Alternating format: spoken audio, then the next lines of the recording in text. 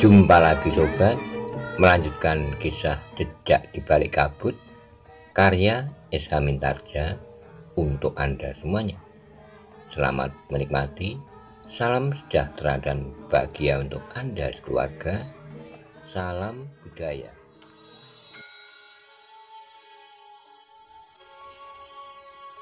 Pada episode sebelumnya dikisahkan, di tengah malam ketika Ki Gede Pemanahan sedang tidur, tiba-tiba dibangunkan oleh pengawalnya, mengatakan bahwa ada 2 orang utusan Sultan Hadiwijoyo ingin menemuinya. Setelah Ki Gede Pemanahan menemui utusan dari Sultan Hadiwijoyo itu, Ki Gede menanyakan apa keperluannya, dan orang itu mengatakan bahwa Ki Gede diperintahkan untuk menghadap Sultan malam itu juga. Ketika Ki Gede menanyakan apa yang terjadi, dikatakan oleh utusan itu bahwa Haryo Wisoko telah meloloskan diri dari penjara. Bagaimana kisah selanjutnya? Simak bersama-sama. Haryo Wisoko berhasil melarikan diri. Bagaimana hal itu terjadi? Haryo Wisoko berada di dalam tahanan di lingkungan istana, dijaga kuat oleh sekelompok prajurit yang langsung berada di bawah perintah Kanjeng Sultan. Pelayan dalam yang bertugas telah terbunuh Ki Gede. Bahkan bukan hanya mereka, tetapi beberapa orang yang lain yang telah berkhianat. Wajah Ki Gede Pemanahan menjadi tegang. Kepada seorang pengawal, Ki Gede berkata, "Siapkan kudaku." Sementara pengawal itu mempersiapkan kudanya, maka Ki Gede pun telah berganti pakaian. Sejenak kemudian Ki Gede dan beberapa orang pengawalnya telah berpacu ke istana bersama ketiga orang utusan dari istana.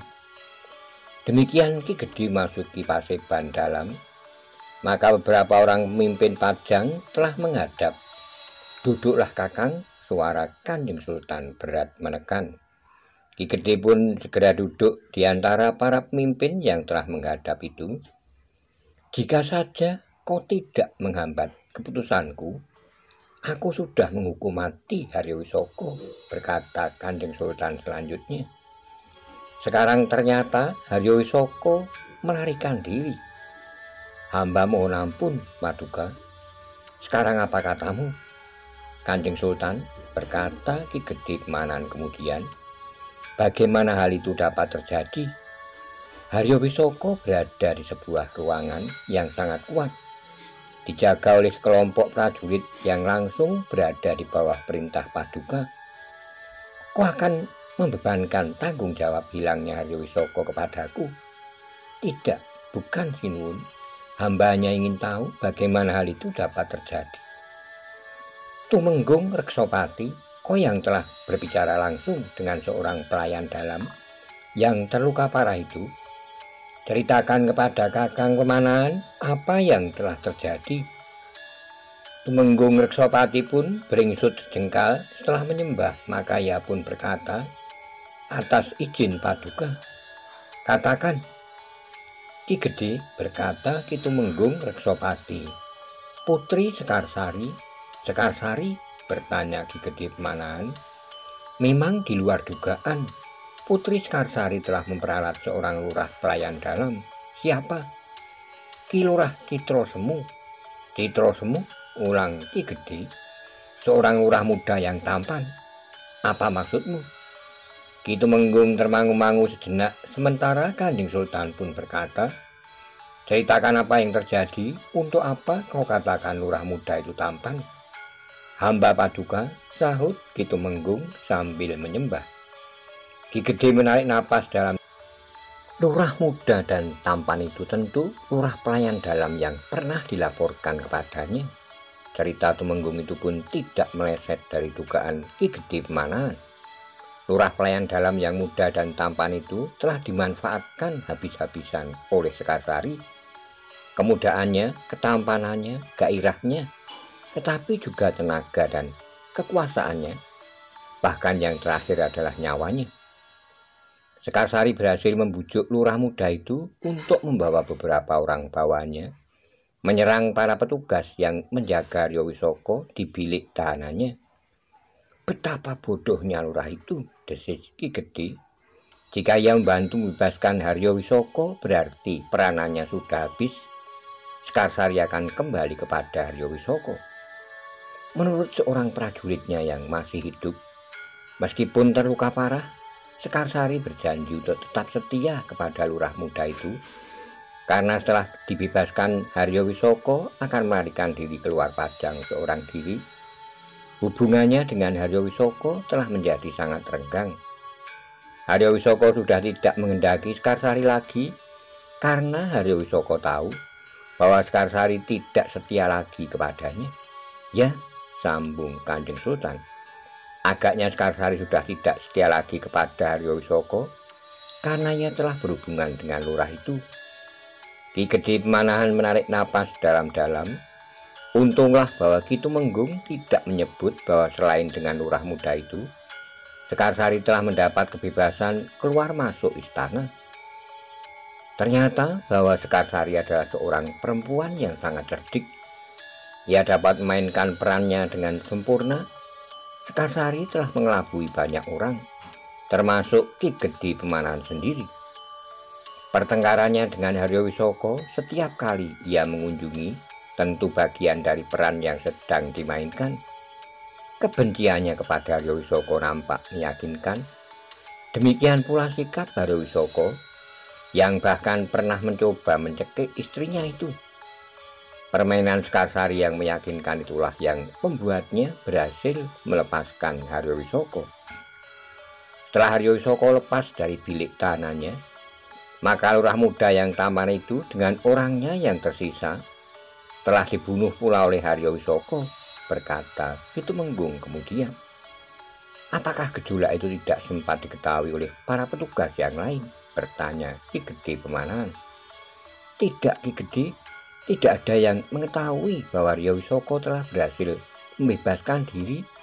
Prajurit yang masih hidup itu melihat Arya Wisoko melarikan diri bersama Sekarsari. Sementara itu ditemukan di pintu belakang 2 orang prajurit terbunuh, 2 orang lagi di gerbang halaman belakang istana. Demikian keluar dari halaman istana, maka jejak Arya Wisoko dan Sekarsari pun telah hilang. Ki Gedhe Pemanahan termangu-mangu sejenak. Ia mencoba membayangkan apa yang telah terjadi. 2 orang prajurit yang bertugas di pintu belakang dan di gerbang halaman istana memang tidak akan mampu menahan Arya Wisoko, apalagi Arya Wisoko sedang dalam keadaan terjepit. Kakang Pemanahan, berkata Kanjeng Sultan kemudian, aku menyesal bahwa aku telah mendengar permintaan Kakang untuk menunda hukum mati. Bahkan sebelumnya aku sudah berniat untuk menangkap dan menganggap Sekarsari ikut bersalah, sehingga ia pun harus dihukum. Tapi Kakang minta aku menundanya. Akibatnya Arya Wisoko dapat melepaskan diri. Ki Gedhe memandang Kanjeng Sultan sejenak, tetapi kepalanya pun telah menunduk kembali. Karena itu Kakang, aku minta kau memimpin perburuan ini. Aku minta Arya Wisoko dapat ditangkap hidup atau mati. Kakang dapat pergunakan prajurit berapapun Kakang perlukan. Kakang dapat mengangkat siapapun untuk menjadi senopati dalam pasukan Kakang itu, 2 atau 3 orang atau bahkan tidak terbatas. Baik Kanjeng Sultan, hamba akan melakukan tugas ini sebaik-baiknya.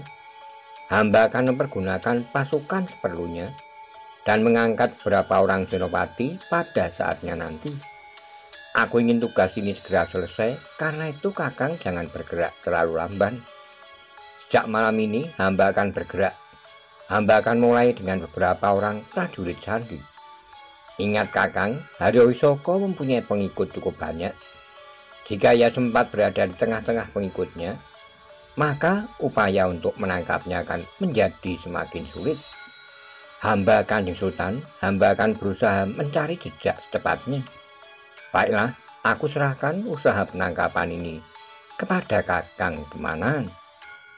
Hamba junjung perintah Paduka, sahut Ki Gede. Namun katanya kemudian kepada mereka yang ada di Paseban dalam itu, meskipun tanggung jawab penangkapan Haryowisoko itu diserahkan kepadaku, tetapi aku minta kalian membantuku, terutama Ki Tumenggung. Aku akan berbuat apa saja yang dapat aku lakukan untuk membantu Ki Gede. Nanti kita berbicara, Ki Tumenggung. Baik, Ki Gede. Demikianlah Kanjeng Sultan pun menutup pertemuan yang tiba-tiba itu, karena ada persoalan yang sangat gawat telah terjadi. Beberapa orang pemimpin telah meninggalkan Paseban dalam, hanya Ki Gede dan Tumenggung Reksopati sajalah yang masih tinggal. Jadi Ki Gede pernah menghambat keputusan Kanjeng Sultan untuk menghukum mati Haryowisoko, bertanya Ki Tumenggung Reksopati.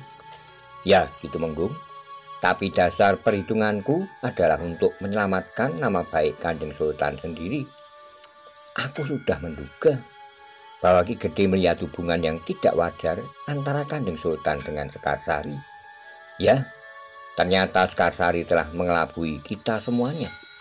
Bahkan Sekarsari telah merendahkan dirinya berhubungan dengan Ki Lurah Citrosenmu. Ya, lurah tampan yang bodoh itu harus mengorbankan nyawanya. Ia membawa bawahannya untuk menyergap para penjaga.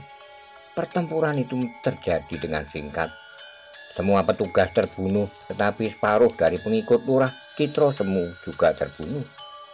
Demikian Haryowisoko bebas, maka yang separuh itu dibunuhnya tanpa banyak perlawanan.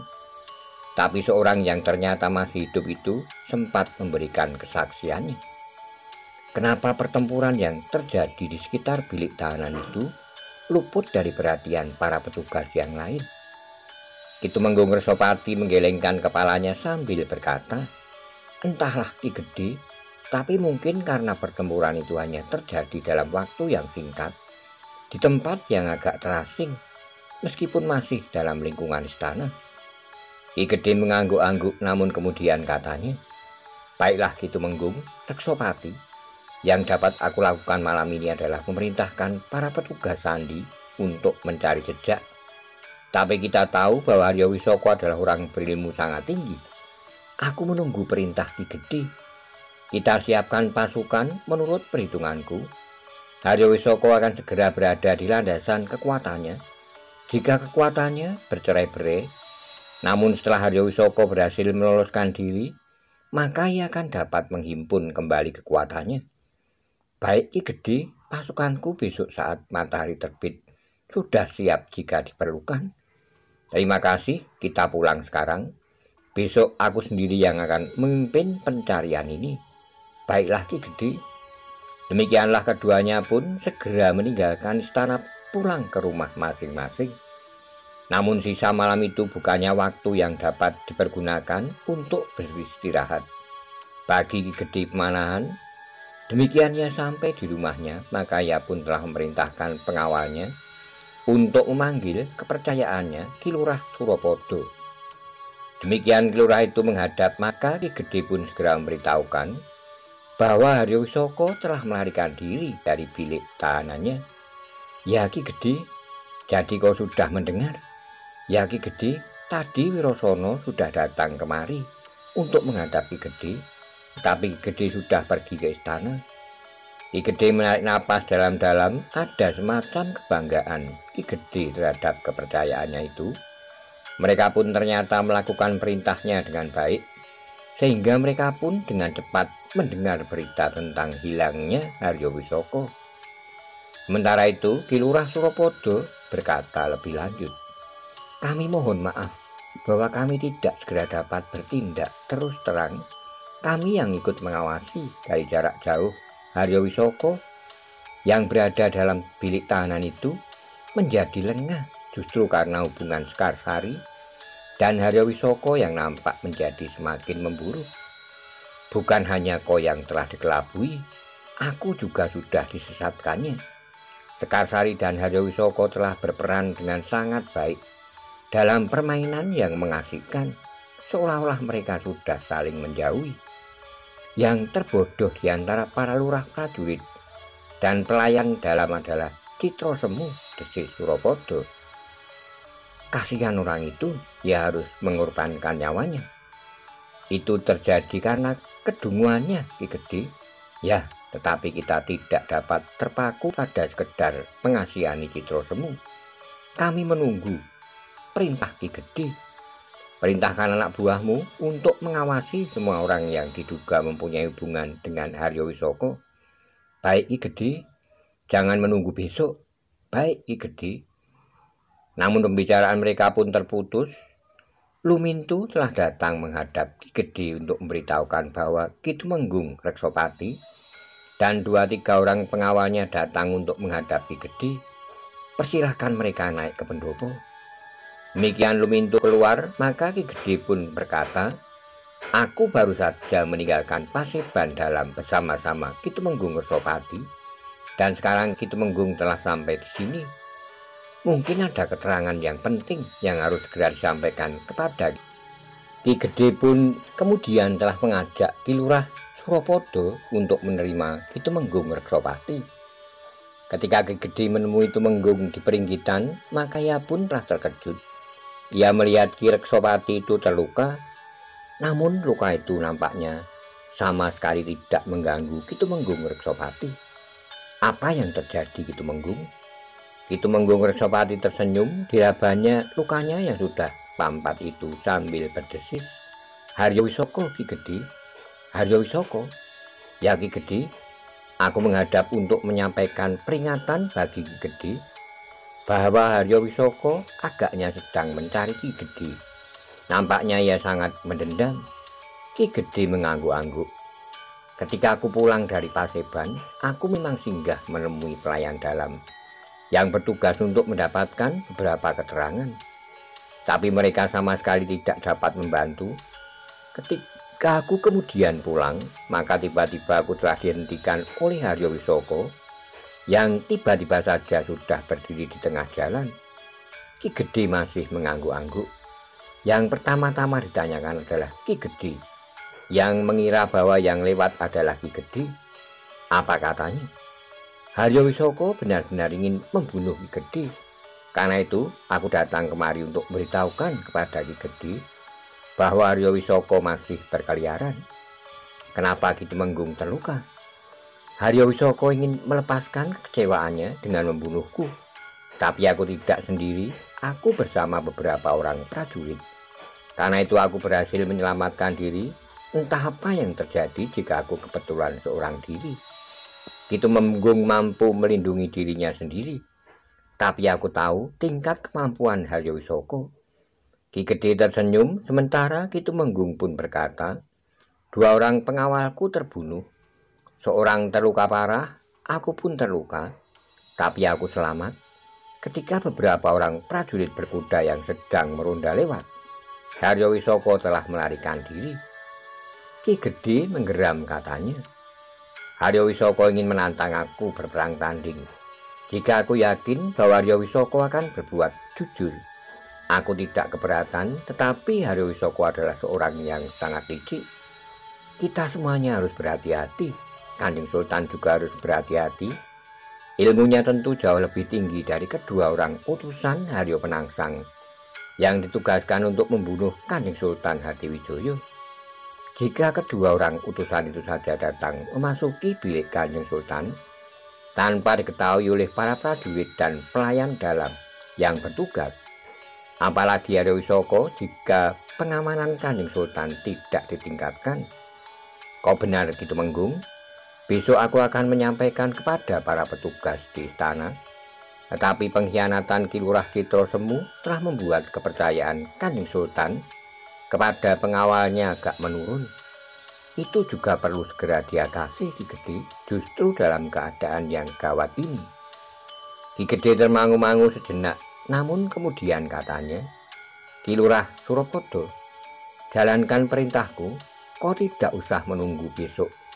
Gerakkan semua orang yang berada di bawah perintahmu untuk mengamati seluruh kota, serta rumah-rumah orang yang dianggap mempunyai hubungan dengan Haryo Wisoko. Baik Ki Gede, aku mohon diri. Kemudian Ki Tumenggung, Ki Lurah itu berkata, silahkan Ki Tumenggung, aku mohon diri. Silahkan Ki Lurah, aku juga akan segera mohon diri. Aku harus segera mempersiapkan pasukanku. Aku harus berpacu dengan Haryo Wisoko. Jenak kemudian maka Ki Lurah Surapada telah berpacu meninggalkan rumah Ki Gedhe bersama seorang prajurit yang menyertainya. Mereka sadar bahwa jalan-jalan di Pajang menjadi sangat berbahaya bagi orang-orang yang dimusuhi oleh Haryo Wisoko. Tetapi betapa tinggi ilmu Haryo Wisoko, ia masih belum sempat mengumpulkan orang-orangnya, sehingga Haryo Wisoko masih sendiri. Karena itu yang dapat dilakukannya pun sangat terbatas. Sepeninggal Ki Lurah Surapada, maka Ki Tumenggung Reksopati telah minta diri. Sekali lagi ia berpesan agar Ki Gedhe berhati-hati karena Haryo Wisoko masih berkeliaran di dalam kota. Sedangkan dendamnya yang terbesar justru tertuju kepada Ki Gedhe Pemanahan. Aku mohon diri Ki Gedhe, aku harap Ki Gedhe juga meringatkan Raden Sutawijaya dan Pangeran Benowo. Mereka memang berilmu tinggi, tetapi mereka terlebih-lebih Pangeran Benowo masih terlalu menuruti perasaannya saja, sehingga agaknya keduanya kurang berhati-hati. Terima kasih Ki Tumenggung, aku akan peringatkan mereka berdua. Demikian Ki Tumenggung Reksopati meninggal. Maka Ki Gedhe pun segera mempersiapkan dirinya untuk pergi ke arah Jabung. Sekarang Ki Gedhe, bertanya Luwintu. Menjelang fajar, jawab Ki Gedhe. Sebaiknya Ki Gedhe beristirahat meskipun hanya sekejap. Ki Gedhe tersenyum katanya, ya aku beristirahat sebentar. Tetapi Ki Gedhe tidak pergi ke pembaringan. Ki Gedhe hanya duduk saja di ruang dalam bersandar tiang. Menjelang matahari terbit, Ki Gedhe bersama 3 orang pengawalnya memacu kudanya ke alas Jabung. Ia harus segera memberi peringatan kepada seisi padepokan, terutama Pangeran Benowo dan Raden Sutawijaya. Namun sebagaimana dipesankan oleh Ki Tumenggung Reksopati, Ki Gedhe Pemanahan tidak boleh meninggalkan kewaspadaan. Dendam Haryo Wisoko agaknya akan ditumpahkannya kepada Ki Gedhe Pemanahan. Kedatangan Ki Gedhe Pemanahan di padepokan sementara Ki Panengah sangat mengejutkan. Hari masih terhitung pagi, jarak dari Pajang ke hutan Jabung memang tidak terlalu jauh. Demikianlah Ki Panengah dan Ki Waskita telah menerima Ki Gedhe Pemanahan di pendopo bangunan induk padepokan sementara itu. Kedatangan Ki Gedhe membuat jantungku berdebaran, berkata Ki Panengah. Ki Gedhe tersenyum katanya, hanya sikap hati-hati orang-orang tua. Apa yang telah terjadi Ki Gedhe? Bertanya Ki Waskita. Ki Gedhe menarik napas panjang, katanya kemudian dengan nada rendah. Haryo Wisoko berhasil melarikan diri dari bilik tahanannya. Haryo Wisoko melarikan diri? Bertanya Ki Waskita. Dan Ki Panengah hampir bersamaan. Ya, telah berusaha dengan sangat cerdik dibantu oleh istrinya Sekarsari, maka Haryo Wisoko berhasil. Bukankah Haryo Wisoko dijaga dengan ketat oleh prajurit pilihan? Bertanya Ki Panengah. Ki Gedhe pun kemudian telah menceritakan apa yang telah terjadi. Kebebasan Sekarsari masuk keluar istana telah dimanfaatkannya dengan baik. Demikian pula kecantikan wajahnya, kehangatan sikapnya, dan senyumnya yang menawan. Bahkan seorang lurah prajurit telah dijeratnya dan dipakainya sebagai alasan kebebasan suaminya. Lurah prajurit muda itu telah mati dibunuh oleh Haryo Wisoko. Demikian ia berhasil keluar dari bilik tahanannya. Hatinya terbalut oleh bulu-bulu serigala, desis Ki Panengah. Ki Panengah dan Ki Waskita, berkata Ki Gedhe Pemanahan, aku ingin bertemu dan berbicara dengan Sutawijaya dan Pangeran Benowo. Aku ingin memberitahukan bahwa Haryo Wisoko berhasil melarikan diri. Tapi aku tidak perlu bercerita hubungan Kanjeng Sultan dengan Sekarsari. Pangeran Benowo yang sudah sering mengalami kekecewaan akan menjadi semakin kecewa jika ia mengetahuinya. Justru hatinya telah beku Ki Gedhe. Ki Gedhe tersenyum, katanya, memang mungkin, tetapi sebaiknya kita tidak berbicara tentang Sekarsari. Berapa saat kemudian maka Ki Panengah pun telah memanggil Pangeran Benowo. Raden Sutawijaya dan Paksi. Mungkin Paksi akan terlibat juga jika Haryo Wisoko mengambil langkah terhadap padepokan itu. Sejenak kemudian Pangeran Benawa, Raden Sutawijaya dan Paksi telah menghadap. Dengan nada tinggi Raden Sutawijaya berkata, "Masih pagi ini ayah telah sampai di hutan Jabung. Apakah ada sesuatu yang sangat penting, ayah? Sehingga ayah sendiri harus datang kemari?" Ki Gede mengangguk, katanya, "Ya, Sutawijaya, memang ada yang penting yang harus kalian dengar. Aku sudah menyampaikan kepada Ki Panengah dan Ki Waskita bahwa Haryo Wisoko telah melarikan diri dari bilik tahanannya." "Melarikan diri? Ya, bagaimana hal itu dapat terjadi, Paman?" bertanya Pangeran Benawa. "Itulah yang harus diselidiki," jawab Ki Gede. "Namun yang penting padepokan ini harus berhati-hati." "Ya, Paman," Pangeran Benawa mengangguk-angguk. "Kanjeng Sultan menganggap aku telah bersalah karena aku mohon agar Kanjeng Sultan menunda keputusan hukuman mati atas Haryo Wisoko. Tetapi ternyata Haryo Wisoko telah melarikan diri." "Ayah telah dihukum?" "Tidak, tetapi Kanjeng Sultan memerintahkan aku mengembalikan Haryo Wisoko hidup atau mati ke istana." Raden Sutawijaya termangu-mangu sejenak, namun kemudian ia pun bertanya, "Siapa saja yang mendapat tugas bersama ayahanda memburu Haryo Wisoko?" "Aku diperkenankan mempergunakan pasukan seberapa saja aku butuhkan. Sementara itu yang pagi ini telah menyiapkan pasukannya adalah Ki Tumenggung Reksopati. Apakah ayah akan langsung mempergunakan pasukan segelar sepapan?" "Tentu tidak, Sutawijaya. Aku harus menemukan Haryo Wisoko lebih dahulu. Jika ia berada di antara para pengikutnya dalam kekuatan yang besar, maka aku baru akan menggerakkan pasukan." "Apa rencana ayah?" "Sekarang aku baru merintahkan para petugas sandi untuk mengawasi lingkungan dalam kita. Mudah-mudahan Haryo Wisoko masih belum pergi. Agaknya Haryo Wisoko masih ingin bertemu dengan aku." "Dengan ayah?" "Ya, sangat mendendamku. Dia pernah menantang aku berperang tanding ketika ia masih berada dalam tahanan. Tentu saja aku tidak melayaninya. Sekarang setelah ia bebas, mungkin sekali ia mencari kesempatan untuk bertemu dengan aku." Pangeran Benawa, Raden Sutawijaya dan Paksi mendengarkan keterangan Ki Gede itu dengan seksama. Mereka mengangguk-anggukkan kepala mereka, namun sekali-sekali nampak dahi mereka berkerut. Namun dalam pada itu Ki Waskita pun berkata, "Ada satu hal yang ingin aku bicarakan dengan Paksi sehubungan dengan persoalan Haryo Wisoko." Paksi mengangkat wajahnya dan memandang Ki Waskita sekilas, namun ia pun kembali menundukkan kepalanya. "Paksi," berkata Ki Waskita kemudian, "apakah kau bersedia untuk pulang?" "Pulang?" bertanya Paksi dengan nada tinggi. "Ya, sekedar menengok keluargamu, ayah ibu dan adik-adikmu di rumah." "Belum lama aku pulang, Guru, yang justru telah menimbulkan persoalan dengan perguruan Ki Hajar Wiseso Tunggal. Tapi apakah kau bersedia untuk pulang lagi dalam waktu dekat ini? Mungkin hari ini?" Paksi termangu-mangu sejenak, bahkan ia sempat menduga bahwa gurunya ingin agar ia berada di padepokan karena sesuatu sebab yang agaknya ada hubungannya dengan lepasnya Haryo Wisoko. Namun akhirnya Ki Waskita itu menjelaskan, "Paksi, maaf jika ada kesan mencurigai ayahmu, tetapi aku mempunyai dugaan bahwa ayahmu mempunyai hubungan dengan Haryo Wisoko. Jika Haryo Wisoko masih berada dalam kota, maka ia tentu akan berpindah-pindah tempat. Meskipun para petugas sandi agaknya telah mengawasi seluruh kota dan bahkan semua jalan keluar, tapi Haryo Wisoko adalah seorang yang sangat cerdik dan berilmu sangat tinggi." "Aku mengerti, Guru," sahut Paksi kemudian. "Mungkin ada suatu saat Haryo Wisoko bersembunyi di rumahku." "Ya." Paksi menarik napas dalam-dalam.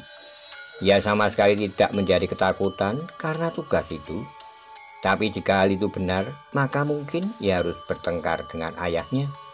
Mungkin karena ayahnya membantu Haryo Wisoko, tetapi mungkin karena dengan demikian ayahnya justru harus ditangkap.